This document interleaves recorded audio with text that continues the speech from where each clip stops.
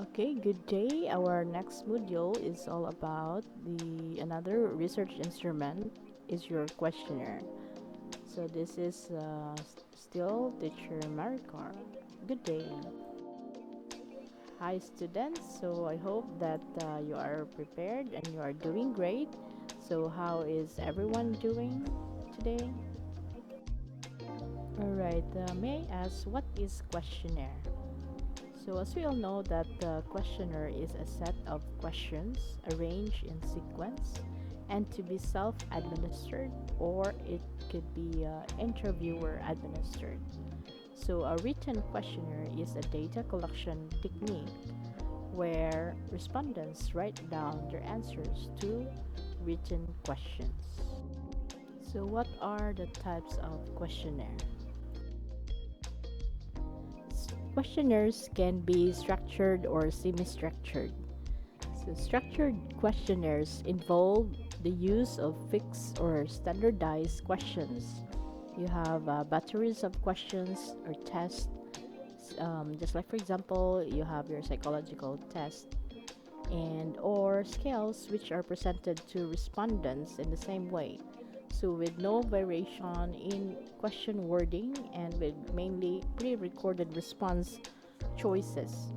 So these are used in face-to-face or it could be postal and or telephone interviews. So the standardized interview or research administered survey, researcher administered survey in a quantitative research method commonly employed in survey research that is mainly on the structured interview and with the guide questions mainly on the structured interviews.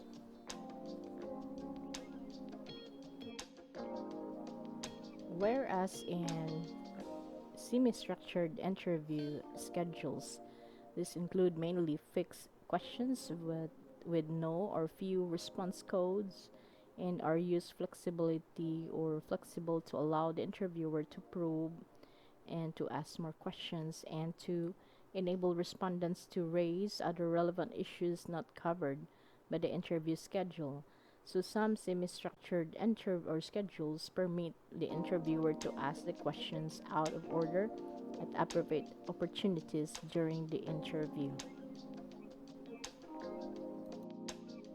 So what are the advantages of structured questionnaire? So the strength of structured questionnaires is the ability to collect an ambiguous and easy to count answers, leading to quantitative data for analysis. Because the method leads to the greater ease of data collection and analysis, it is relatively economical, and large samples of people can also be included.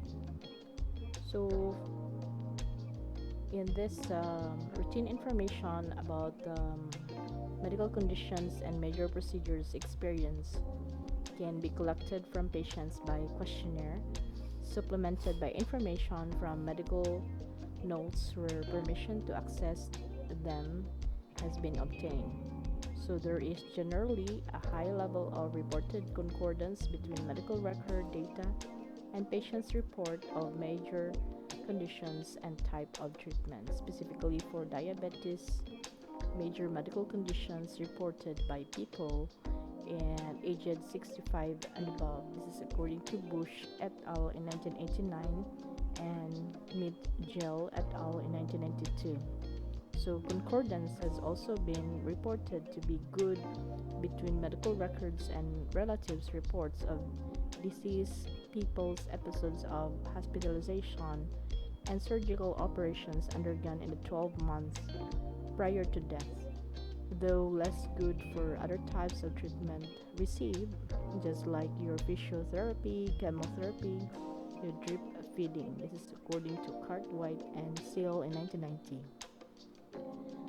So, in this sense, that in relation to medical conditions and procedures, it will also depend on the complexity, on the amount of information they were given by health professionals and on whether it was understood and remembered at that time.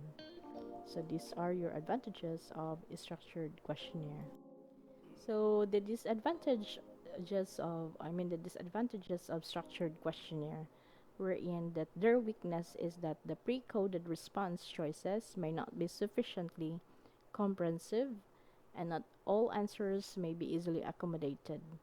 So some respondents may therefore be forced to choose inappropriate pre-coded answers that might not fully represent their views. So structured interview and self-administered questionnaire methods rest on the assumption that questions can be worded and ordered in a way that it will be understood by all respondents. This may not always be justified as respondents may not all share the same perspective and the same words, terms, concepts, and may not elicit the same response from different respondents. So the method relies on unstated general knowledge about the group of interest, particularly concerning the perceptual and interpretive processes in the interviewer and as well as the participant. So the method is best suited for obtaining factual data, just like your family size, employment history, that can be subject to error in relation to the collection of information about attitudes, behavior, and social processes. So there is always a scope for bias. So for example, interviewer bias in interview studies like recall or memory bias and framing, in which respondents' replies are influenced by the design or frame of the pre-coded response choices. Many questions are about socially desirable attitudes, state, and behavior, leading to potential social desirability bias, meaning the respondent's desire to present a positive image. So, what does this postal questionnaires and self administration? So, it is less of social encounter than interview methods and can be posted to people to minimize social desirability and interviewer bias.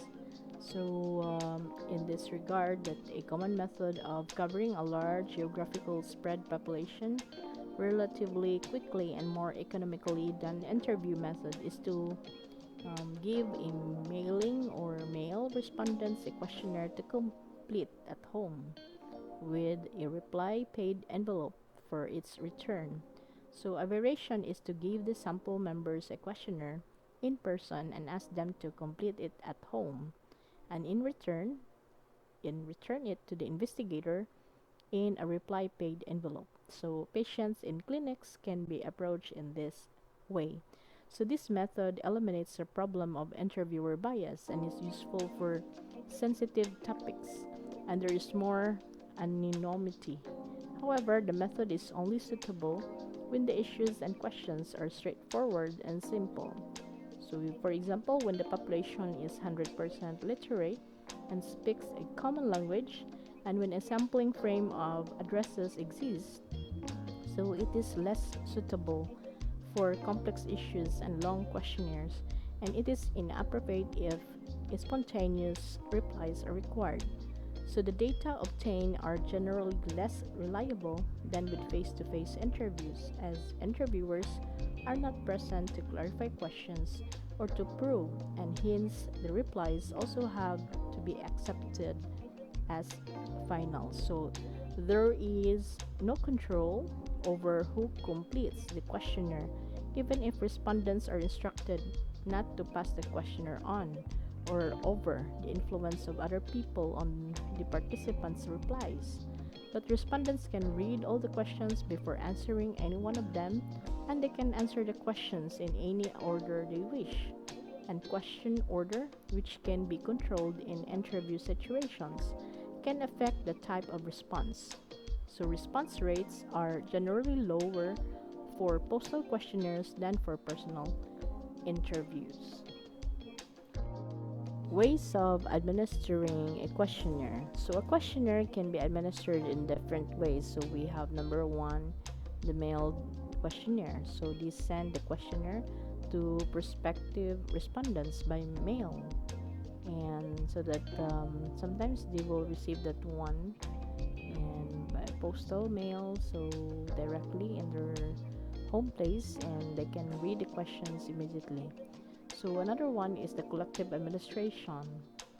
So this one is to obtain a captive audience, such as students in a classroom, or people attending a function, or participants in a program, or people assembled in one place. So you gather them in an office. So that is one way. Also in a classroom, you can do that. And the third one is the administration in a public place. So administer a questionnaire in a public place, such as a shopping center, so a health center, or the hospital, or school, or any pub.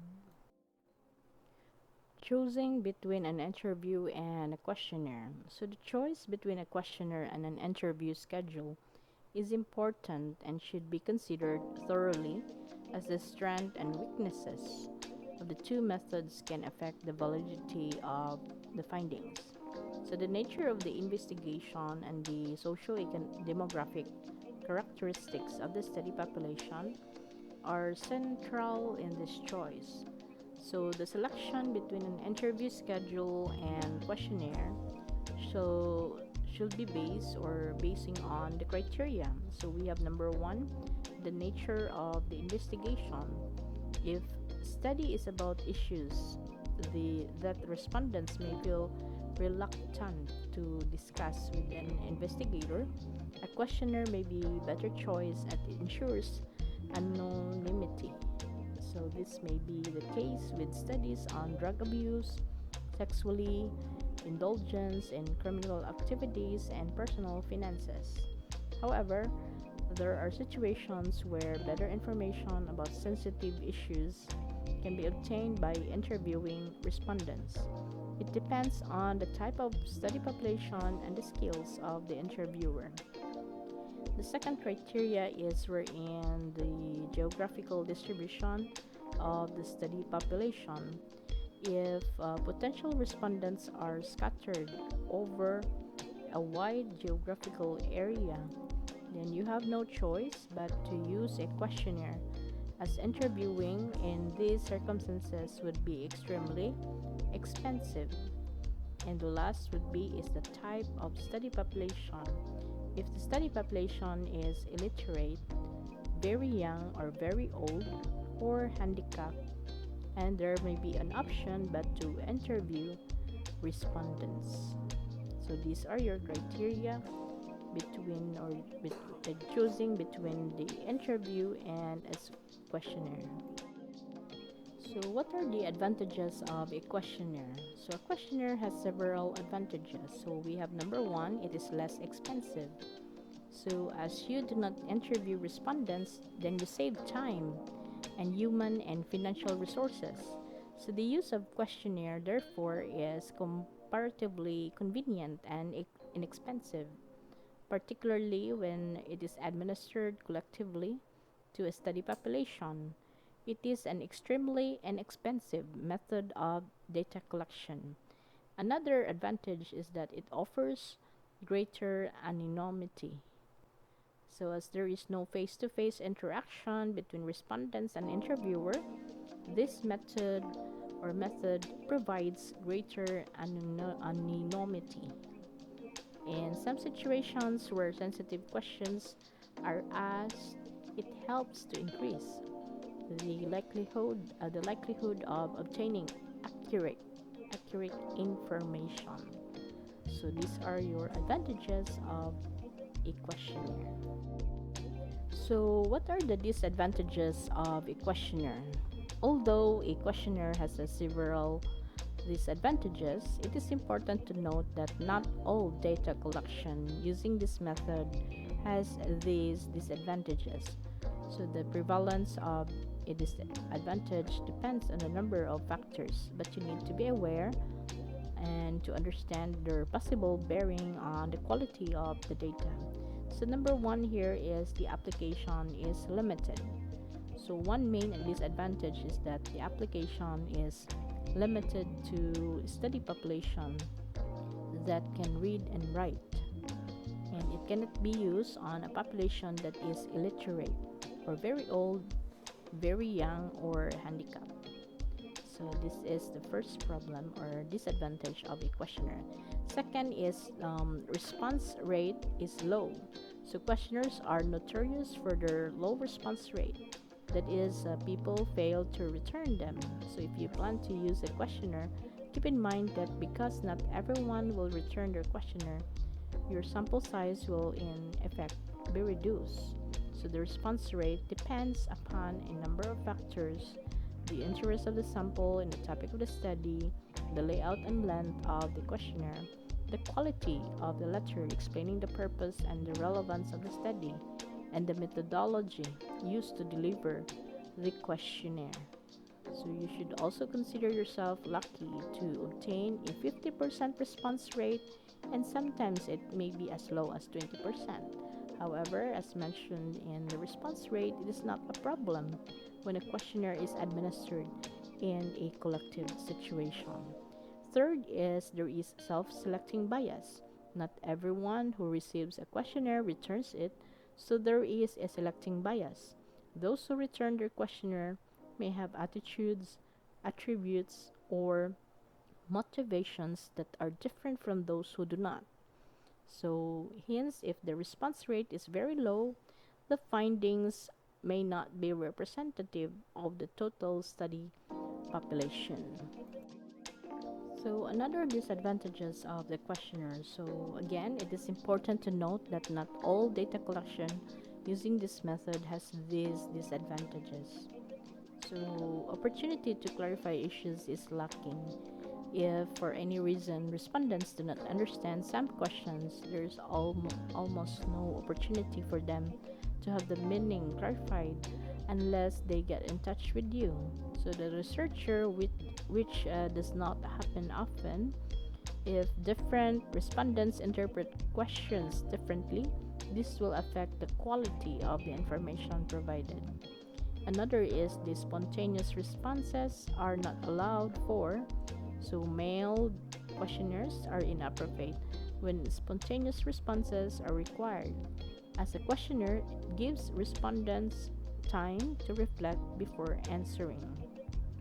So, another one is this response to a question may be influenced by the response to other questions, as respondents can read all the questions before answering, which usually happens. So, the way they answer to a particular question may be affected by their knowledge of their other questions.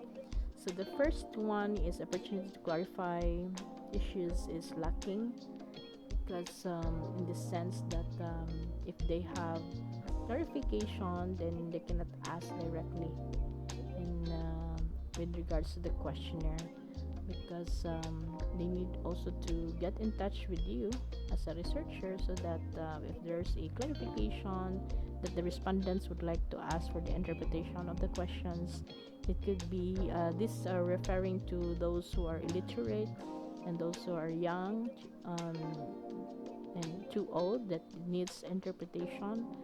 And also sometimes, just like for example, they want to transcribe or translate it into their own dialects. So this is one way, a good example that there is a disadvantages if you are not around now in giving this questionnaire, and there's no clarity or clarification of the specific question.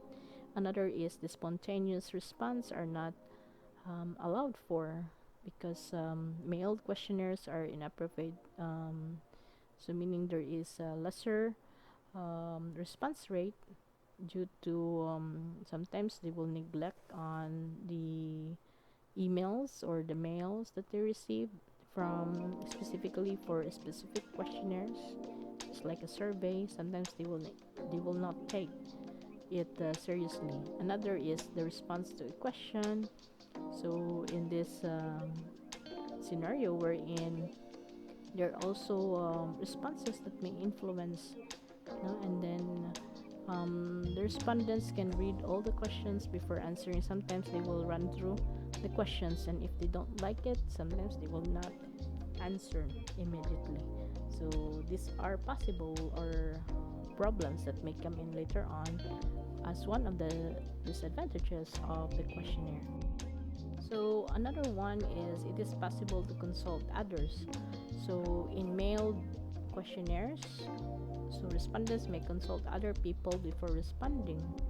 So in situations where an investigator wants to find out only the study population's opinion, so this method may be inappropriate, though requesting respondents to express their own opinion may help. So sometimes before they will answer, they will ask about the question itself before they will respond. And because of this, investigator has a hard time also. And another thing is a response cannot be supplemented with other information. So an interview can sometimes be supplemented with information from other methods of data collection such as observation.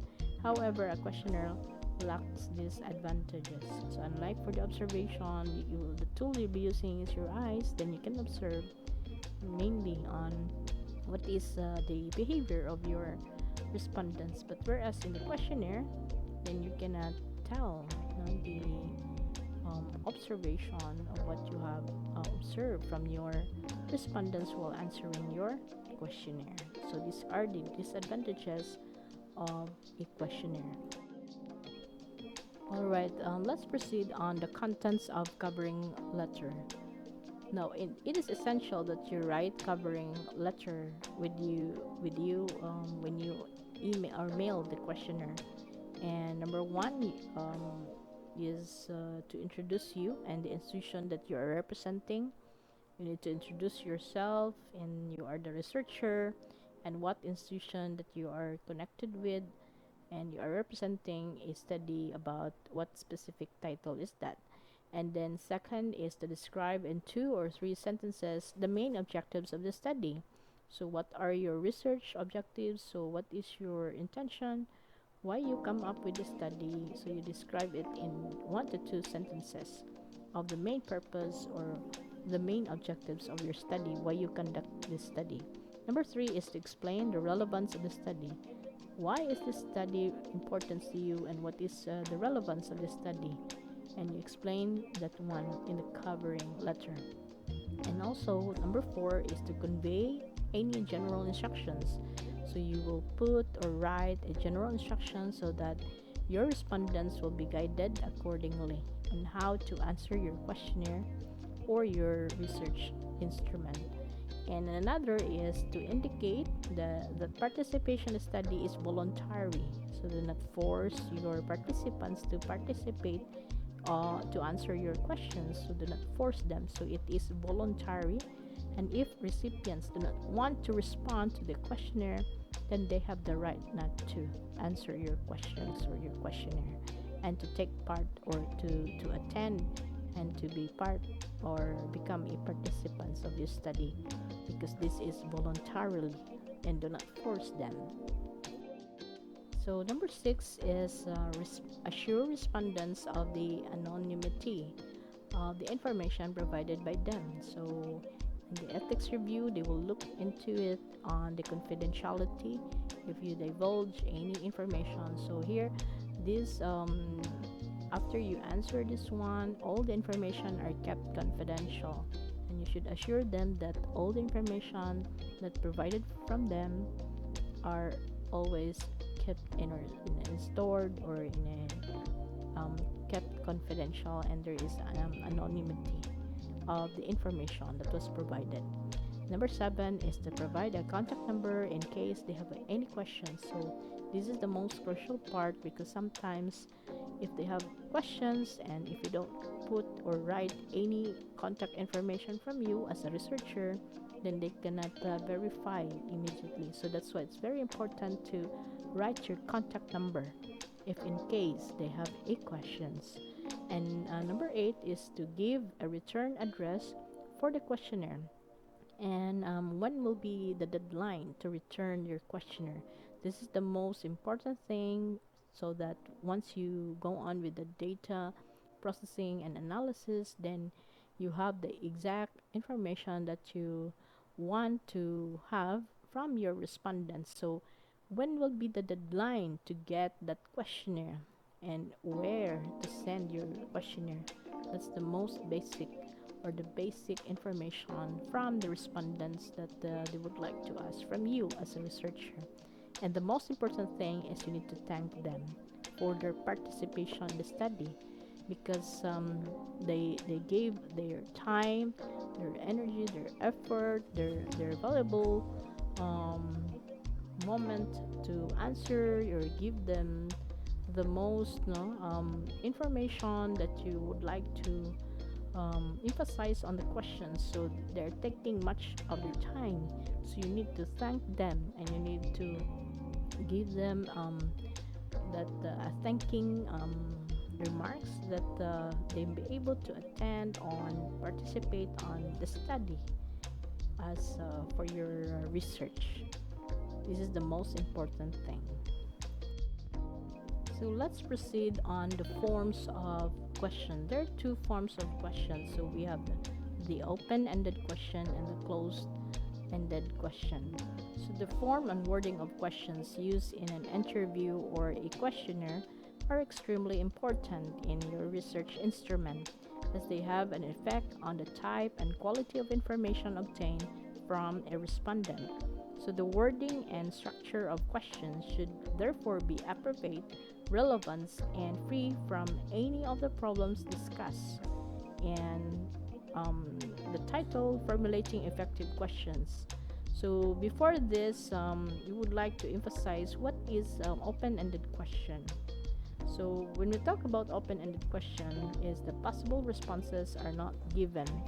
So in the case of questionnaire, the respondent writes down the answers in his or her own words. But in the case of an interview schedule, the investigator records the answers either verbatim or in a summary. So you have a recording. It could be a recording tape or camera or your cell phone. You can do that. But the answers are either verbatim or in a summary. So you need to investigator. You need to record everything. So in a closed question, the possible answers are set out in a questionnaire or schedule, and the respondents or the investigator they need to answer or tick the category that best describes the respondent's answer. So it is usually wise to provide a category like other or please explain to accommodate any response not listed. So you can do that also to ask them if there are any additional information that they would like to share. So here an example, an open-ended question is, in the case of questionnaire, the respondent writes down the answers in his or her own words, but in the case of an interview schedule, the investigator records the answers either verbatim or in a summary. So for the closed-ended questions, possible answers are set out in the questionnaire or schedule, and the respondent or the investigator takes the category that best describes the respondent's answer. So let's proceed on the advantages and disadvantages of open-ended questions. So the first one here is open-ended questions provide in-depth information if used in an interview by an experienced interviewer. So in questionnaire, open-ended questions can provide a wealth of information provided. Respondents feel comfortable about expressing their opinions and are fluent in the language used. So on the other hand, analysis of open-ended questions is more difficult. So the researcher usually needs to go through another process, or what we know as content analysis, in order to classify the data. Now the second one is, in a questionnaire, open-ended questions provide respondents with the opportunity to express themselves freely, resulting in a greater variety of information. Thus, respondents are not conditioned by having to select answers from a list. So the disadvantage of free choice is that in a questionnaire, some respondents may not be able to express themselves, and so information can be lost. And last would be is an open-ended questions allow respondents to express themselves freely. So they virtually eliminate the possibility of investigator bias. So investigator bias is introduced through the response pattern presented to respondents. On the other hand, there is a greater chance of interviewer bias in open-ended questions. So what about the advantages and disadvantages of closed questions? So number one here is one of the main disadvantage of closed questions is that the information obtained through the lack of depth and variety. So in the sense that the disadvantages of this is through um, a lacks of in depth or lack of information and variety. So greater possibility of investigator bias. So most people will usually select from the given response, and so the findings may still reflect as researcher bias. So in a questionnaire, the given response pattern for a question could condition the thinking of respondents, and so the answers provided may not truly reflect respondents' opinions, rather than they may reflect the extent of agreement or disagreement with the researcher's opinions or analysis of a situation. Another is the ease of answering a ready-made list of responses may create a tendency among some respondents and interviewers to take a category or categories without thinking through the issue. And last would be on closed questions because they provide ready-made categories within which respondents reply to the questions asked by the researchers, who help to ensure that the information needed by the researcher is obtained and the response are also easier to analyze because there is a ready-made categories.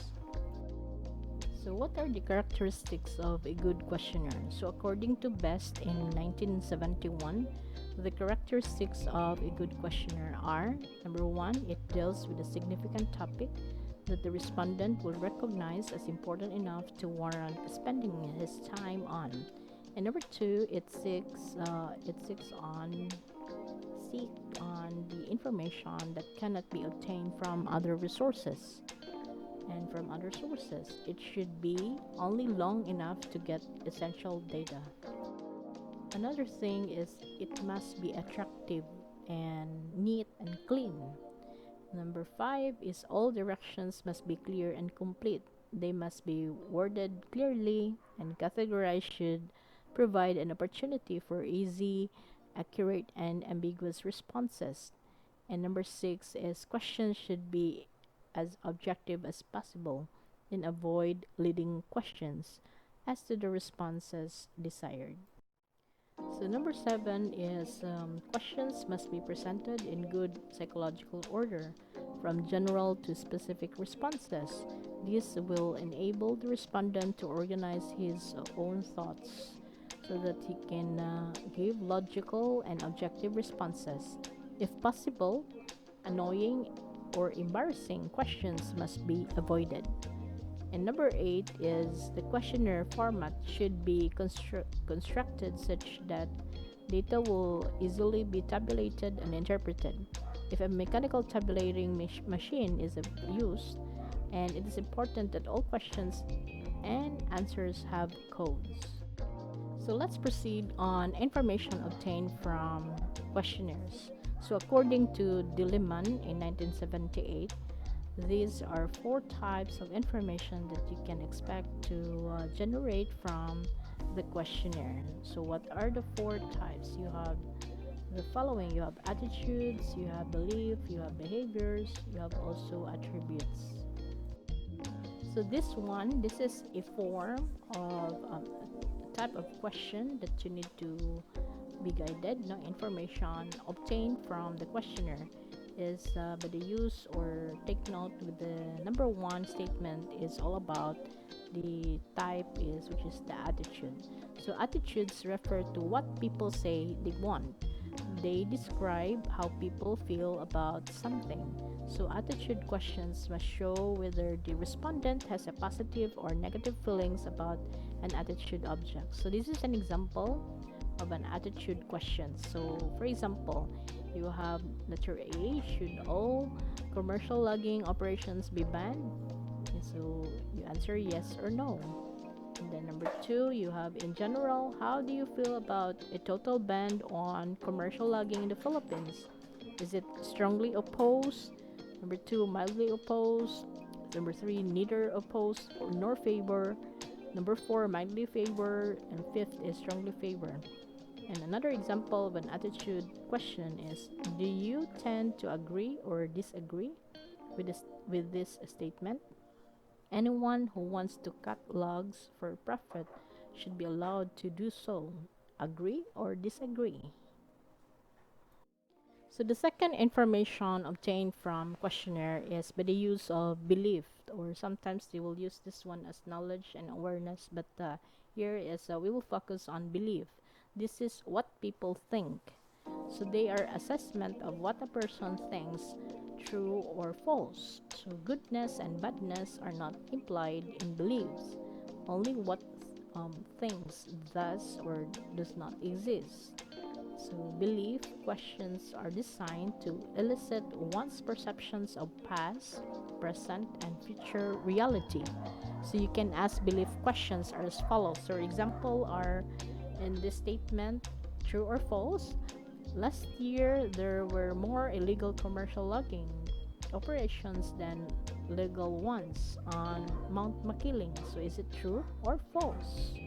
Number two, in your opinion, would banning commercial logging prevent someone from cutting or from cutting for his own personal use? Number one, is it always yes? Two, usually yes, sometimes, almost never, or never. And another example of a belief question is, do you think that banning commercial logging in the Philippines will actually decrease the rate of deforestation? Yes or no? So another information of the questionnaire is by the use of behavior question. So behavior, this is what people do. So according to Dilliman in 1978 points out that strictly adding behavior questions elicit people's belief about their behavior. However, to ask someone to describe his own view or view something he has experienced other than describe his or her own behavior, then you are in the sense that you're asking for distinct information of his behavior. So a behavior question may concern what one has done, so what he is now doing or what he intends to do. So for example, have you ever been involved in commercial logging? Yes or no? Number two, are you currently holding a logging permit? Yes or no? Number three, do you think you will engage again in commercial logging on Mount Makiling in the near future? No, probably yes, or yes. So this one is information obtained from questionnaires by the use of attribute or attribute questions. So this refers to what people are. So it normally refers to demographic characteristics. So you tend to look at attributes as something you possess rather than something you do. So you gather information on personal attributes because you always want to find out how other types of information like attitudes, beliefs, and behavior differ for people with different attributes. So the following are examples of your attribute questions. So are you presently married? No or yes? So what is your present age? So you will specify the number of years. And then how many children do you have? So you write it down, how many numbers. So in structuring your questions, so we will use the four information obtained from questionnaire. from the attitude, from belief, from behavior questions, and attribute.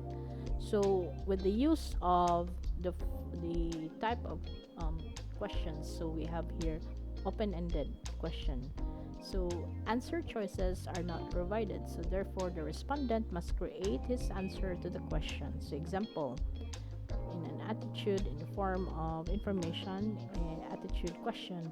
So what should be done to improve this university? So the respondent will explain it there. Number two, and in your opinion, what is the biggest barrier to getting students to use the learning center? What is your belief? This is a kind of belief or belief question. Number three, what student organization have joined since your first semester in this university? So this is a type of behavior question. And number four, in what province is your residence located? This is by the use of the attribute questions. So another example is by the use of the close-ended question. This one is a close-ended with ordered choices. So answer choices are provided or categories. However, these are not arranged in any order so that the respondent must choose from among these discrete categories by evaluating them or them independently. So the respondent must choose the one that best reflects his situation. So example, there's a question. So this is from the attribute. So who would be most or second and third influential in deciding whether this university puts up a university bookstore? So you have an instruction, you put appropriate number on each blank. So you have here on the left side, you have the most influential, second most influential, and third most influential. So on the right side, you have your choices, and you need to cross or match it on the left side. So on the right side, you have the chancellor, you have the publishing company, the student council, you have the faculty council, or it could be fraternities and general public. So who is the most influential, the second most, and the third most influential in putting up the university store? So let's proceed on the information obtained by the use of a belief question. So and still under the close-ended question, so we have a question here. Which one of the following do you think is most responsible for high tuition fees? So you have here faculty demand for salary increase, could be university demands for higher profits, and then low budget allocation from the government or too much spending in other government agencies, and you have also low enrollment. So you must choose the one that best reflects in this situation. So another type in structuring your questions, this is under the influence or by the use of the behavior question. So this question is like this. So on which of the following have you spent the most time last week? So you have writing thesis, outline, watching television, playing billiards, participating in the sport fest, and visiting with friends. So you must choose one that best describe or reflects this situation. Another is by the use of the attribute question. So which of the following income brackets do your family belong? So you have 30,000 per year and below. You have 31,000 to 50,000 per year. You have 51,000 to 100,000 per year. You have the 101,000 to 150,000 per year, and you have 151,000 per year and over. So the respondent must choose the one that best reflects this situation. So aside from the open-ended question and the closed-ended question, we also have here the partially closed-ended question. So this question provides a compromise. Answer questions are provided, but the respondent is also given the opportunity to create own response to the question. So here's the example. This is from the attitude question. So which of the following areas of expenditures Do you want to have the highest priority of the improvements in this university?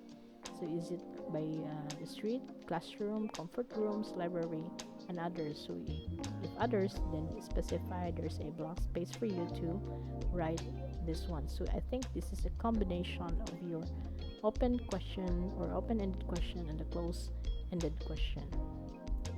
So this one, another question: for what reasons did you transfer for this university?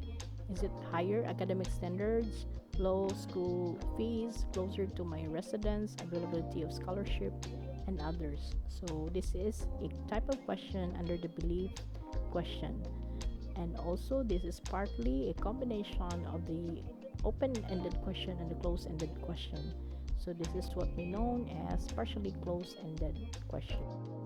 So this one is under behavior questions. So which of this university facilitates do you most frequently use? Is it library, tennis court, computer center, swimming pool, or others? So you write it down. So this is again a combination of open-ended and closed-ended under the behavior question. So this one is under the attribute question.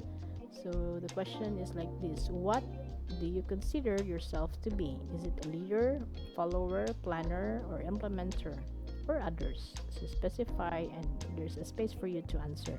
So again, it's a combination of open-ended and closed-ended. So this is what we know as the partially closed-ended questions under the attribute questions.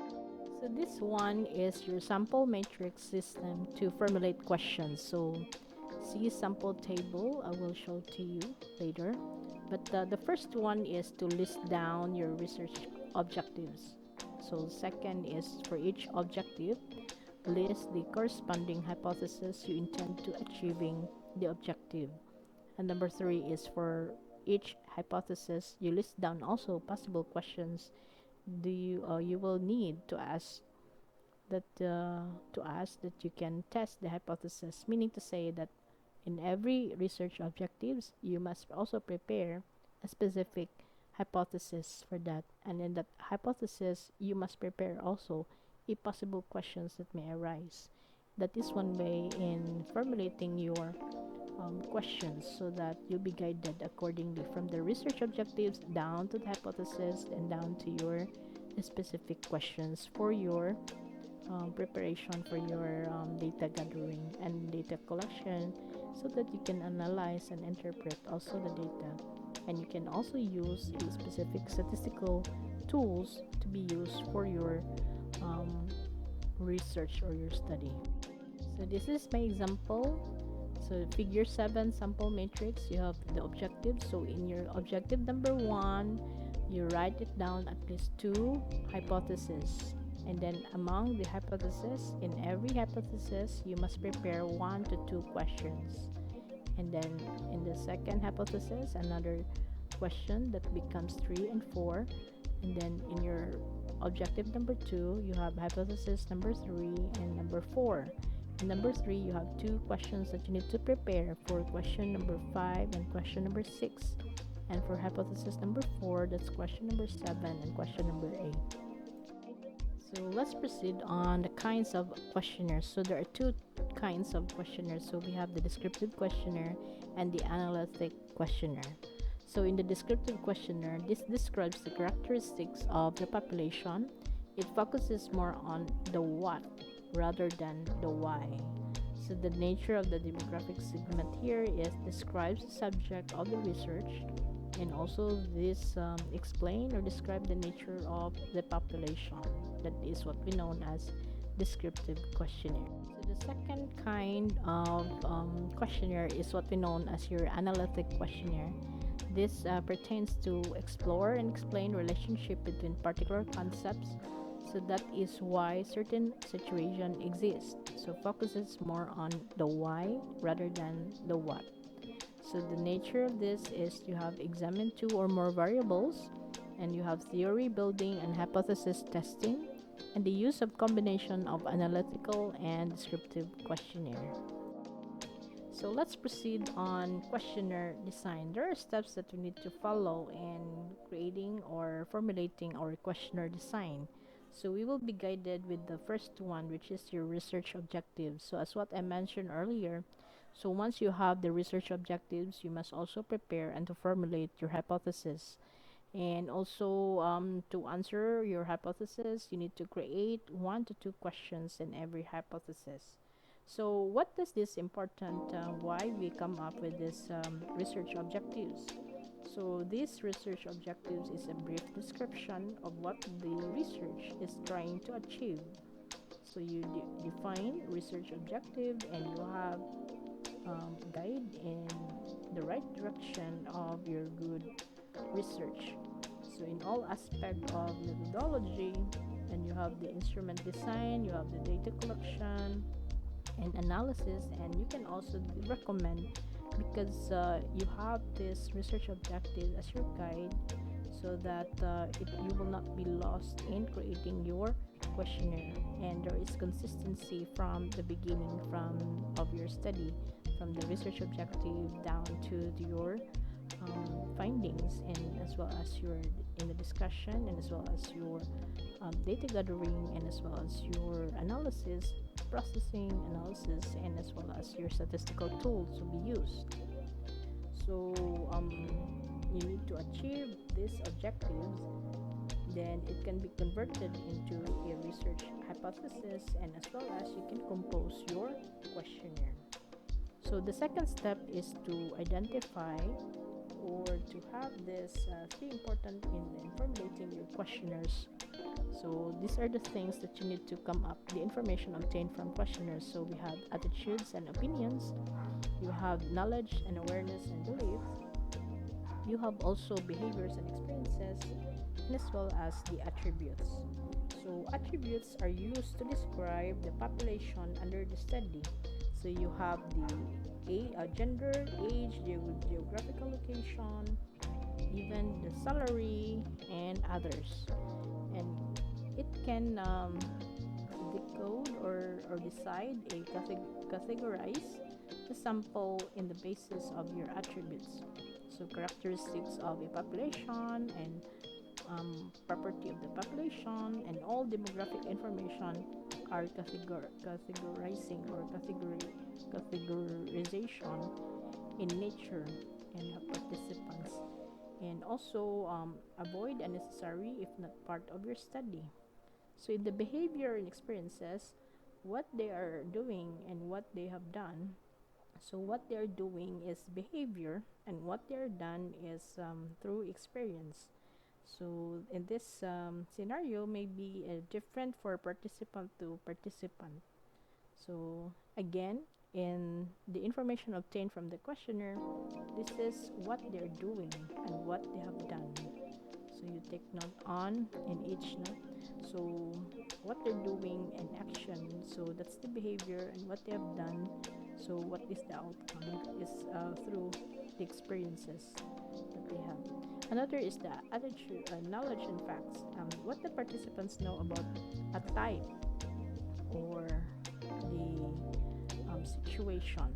Obtaining the factual knowledge, this should not be opinions and attitudes, but based on facts or the right information. And also beliefs. No? Belief, how does the people in his own belief?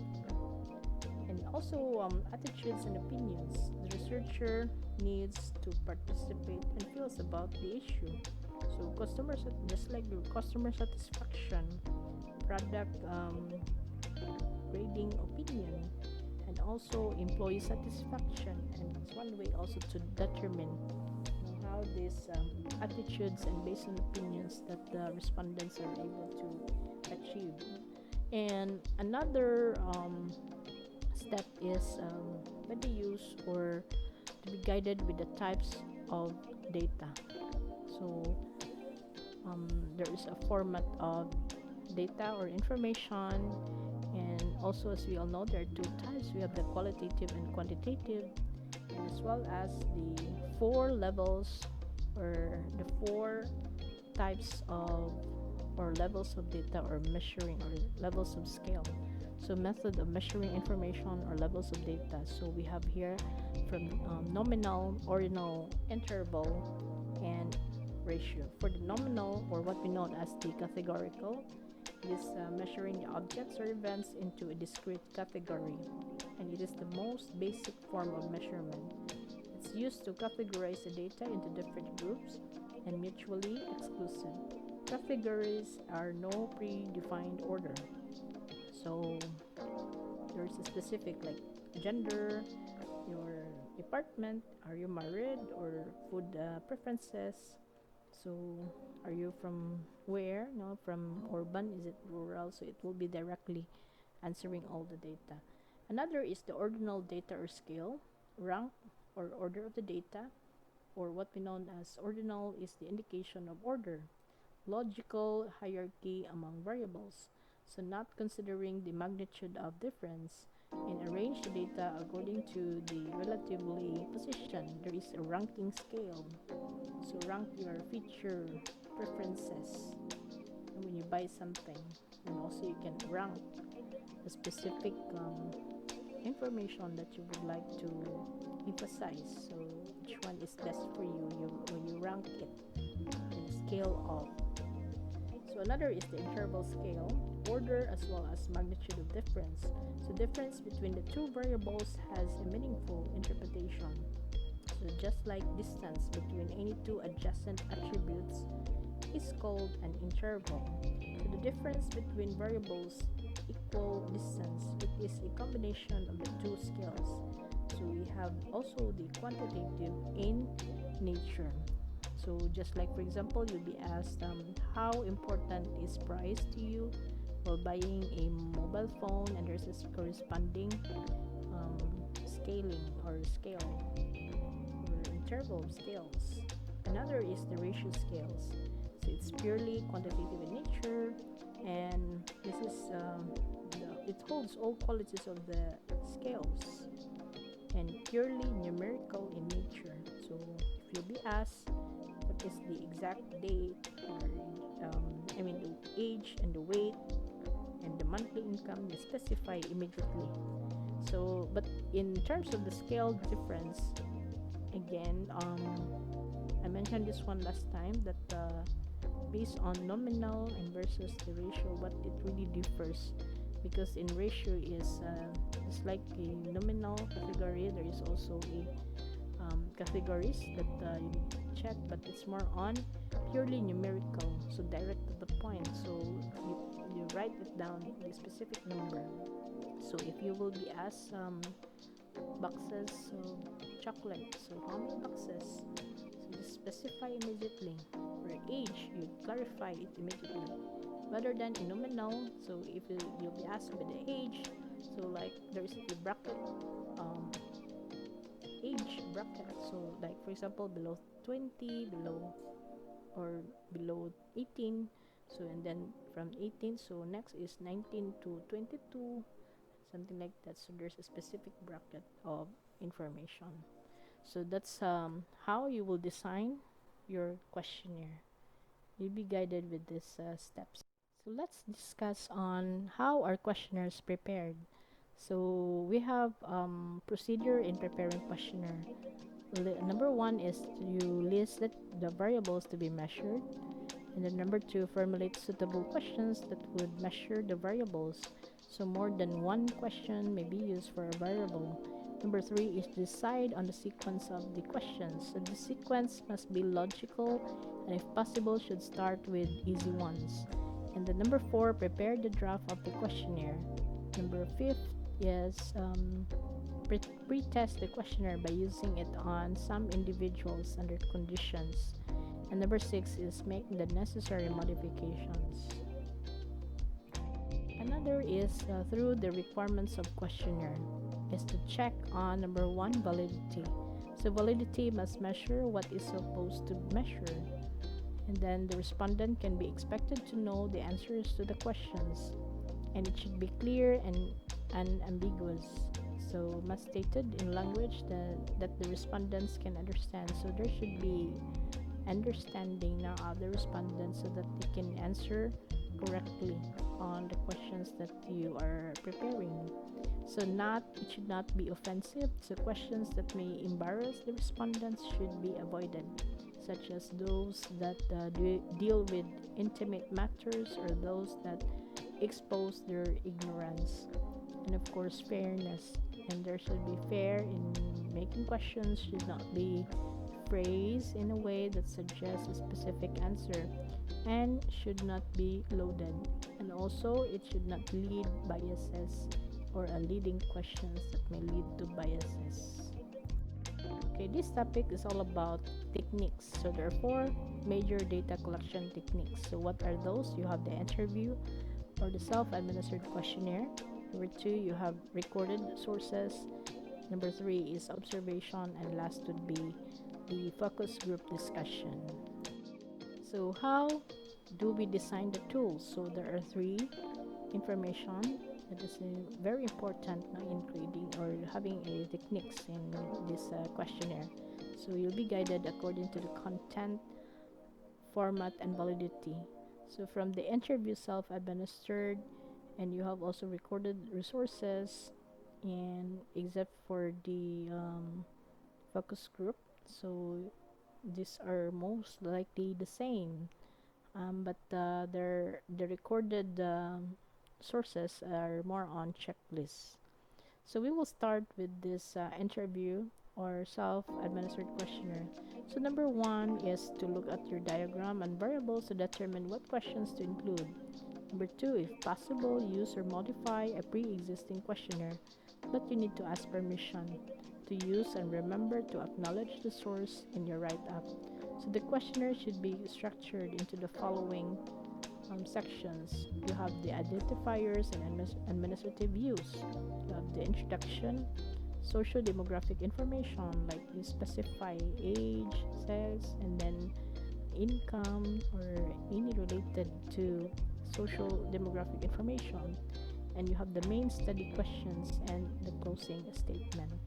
Number four is identifiers. So one unique identifier is required to ensure no duplication of respondents.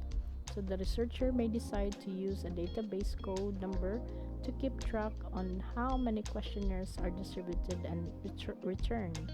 When an interview technique is used, have a section to identify who did the interview and the data of interview.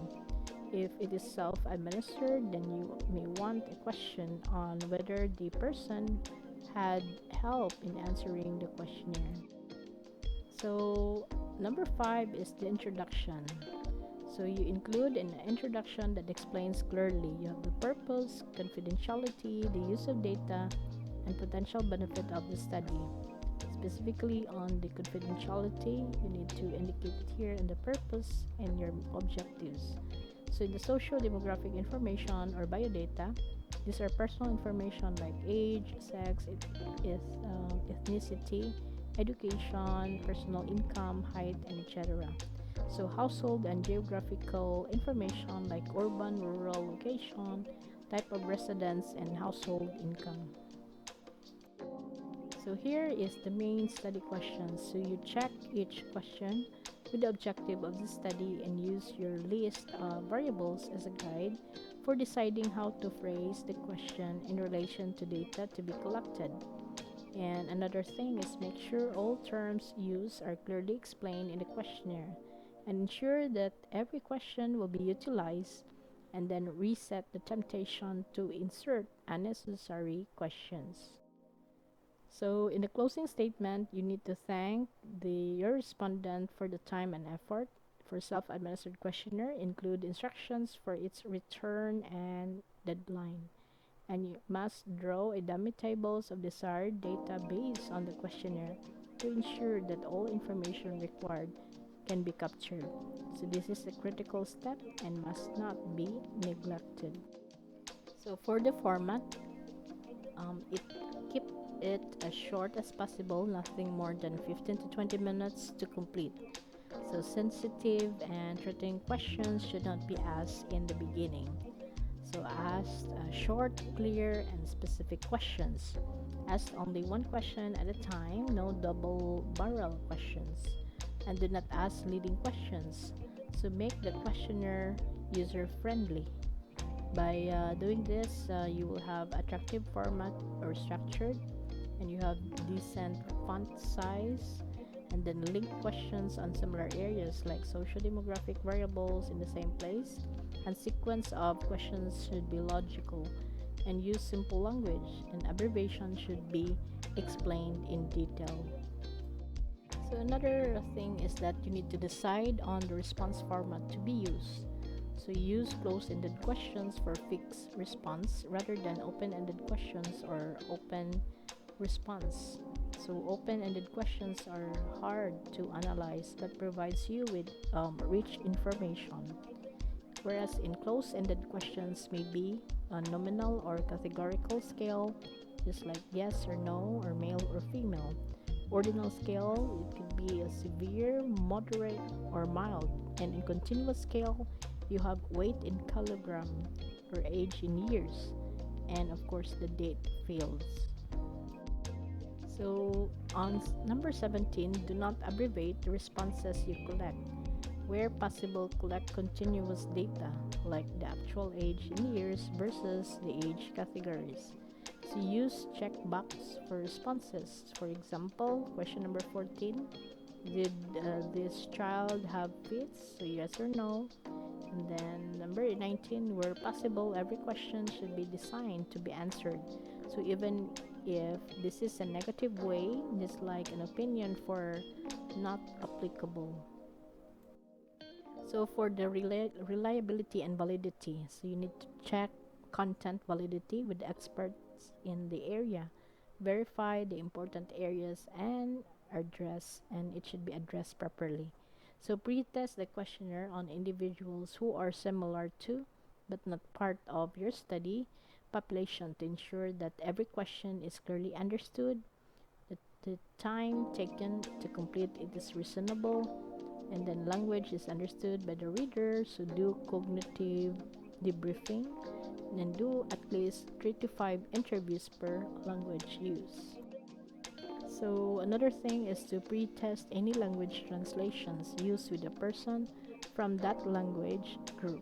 So define your questionnaire after pre-testing. Then you need to pre-test it again. So consider improving reliability, like the internal consistency. This is checking to see if someone or asking or if questions asking the same thing get similar answers from the same person. So for the test or retest reliability, this is checking if the same person will answer the same way on repeated testing on different days. So, how do we apply it? So, number 25, you can either interview the respondent or have the respondent answer the questions themselves. So, another thing is to consider doing an interview. If respondents have poor literacy, interview is more likely to provide the data required than self-administered questionnaire, and you need to allow the respondent to clarify questions. And then you want to collect data faster. And lastly is you want a better response rate. So how do we apply it?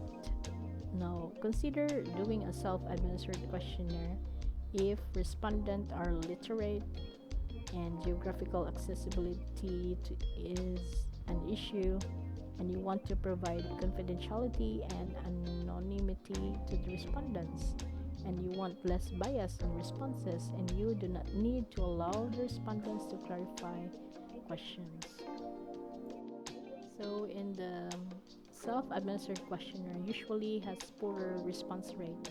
This can be improved by asking respondents to return the questionnaire even if they are unable to complete all items. Number 2, providing a self-addressed paid envelope if the questionnaire is mailed to respondents, and then waiting there for the respondent to return the questionnaire immediately, just like for example in a classroom style. And where anonymity is not required, repeated follow-up can be done. In addition, questionnaires can be emailed out for better response. and also conducting training for all data collectors. So there will be a proper data collection training for further data. So on the second technique, this is your recorded sources. So it is a technique that involves retrieving information from recorded sources and documents such as your census data, patient medical records, attendance records, and etc. So what tools do we need? So you need to develop a checklist of all the data to be collected that will answer your research objectives. And how do we design the tools? Same with your self interview or self administered questionnaire. So you have content and format and as well as the validity. So here for the content. So first is you look at the diagram and variables to determine what questions to include. Number two, if possible, use or modify a pre-existing checklist. Ask for permission to use and remember to acknowledge the source in your write-up. Third is the checklist should be structured in the following sections. So you have the identifiers and administrative use, the introduction, social demographic information, you have the main ID study areas, and as well as definition. So another is the identifiers. So you specify one unique identifier is required to ensure no duplication of the respondents, and have a good or have a section to identify who collected the data, and social demographic information or biodata. So these are your personal information, just like the age, sex, ethnicity, education, personal income, the height and the weight, and as well as etc. So household and geographical information, just like urban or rural locations, the type of house you live in, and the household incomes. Another is the main study areas.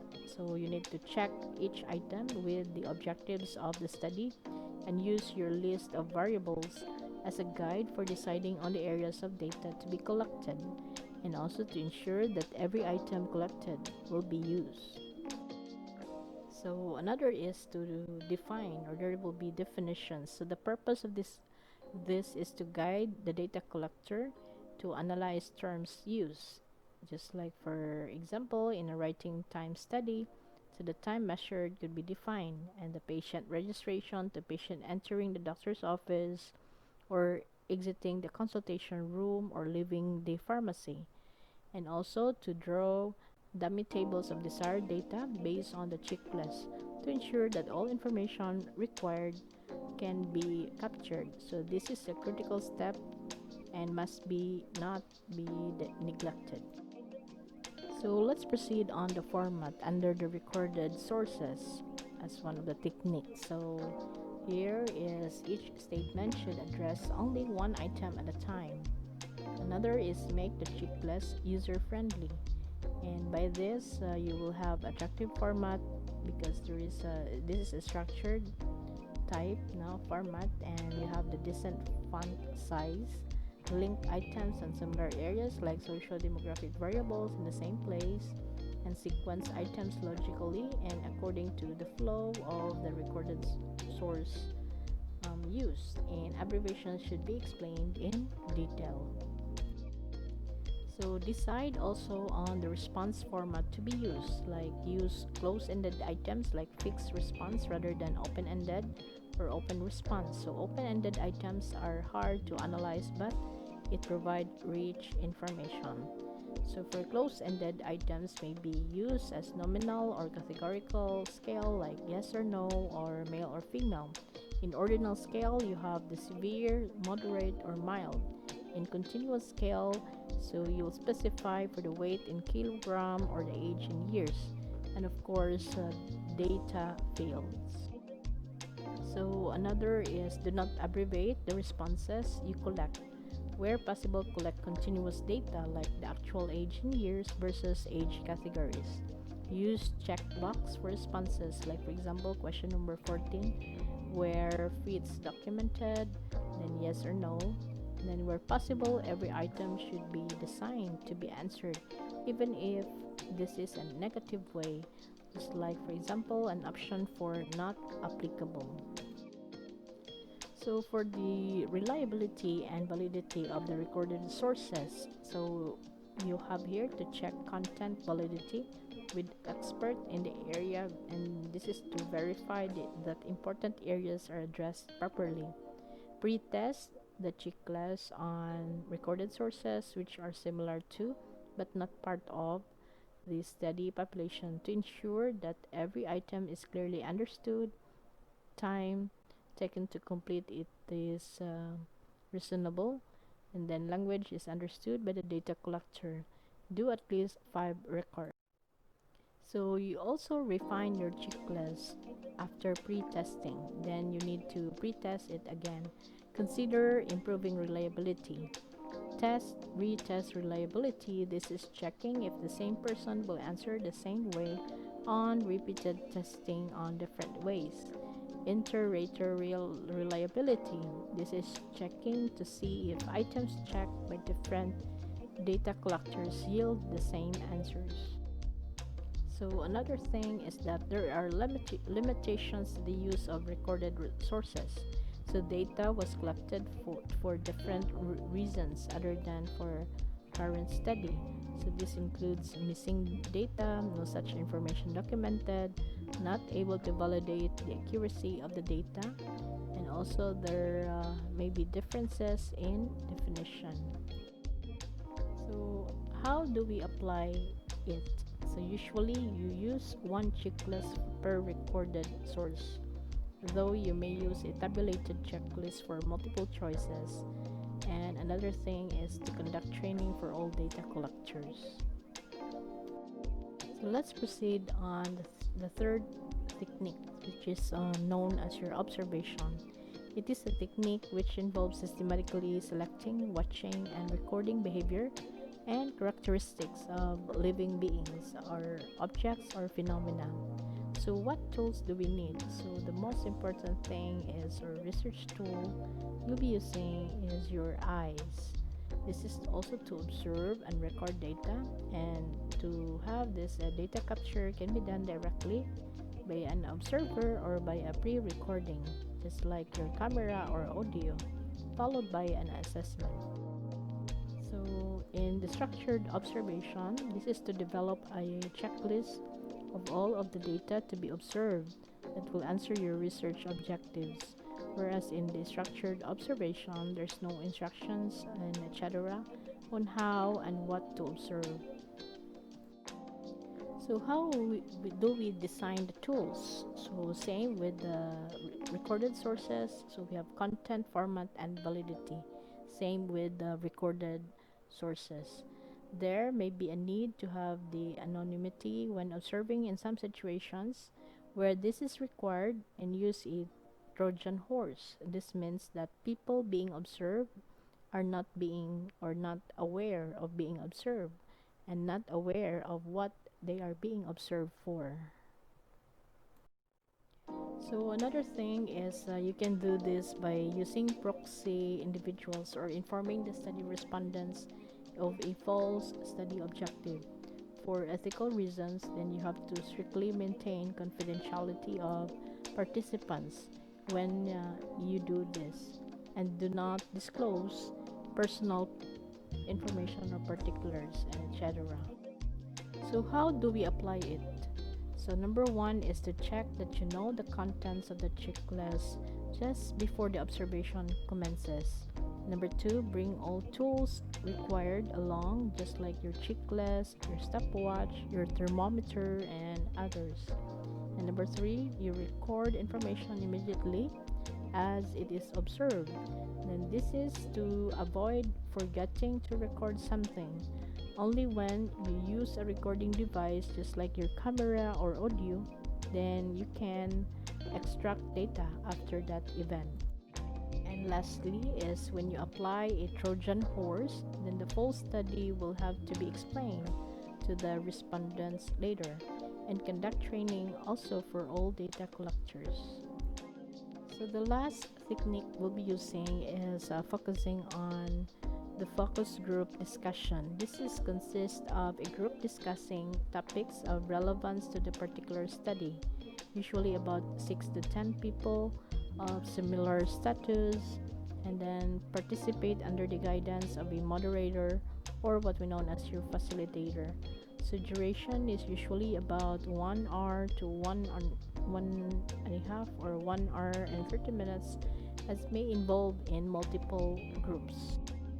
So the informal group situation and open-ended nature of the questions are intended to encourage participants to comment on behavior and elaborate on opinions to an extent that is more difficult in more formal individual interview situations.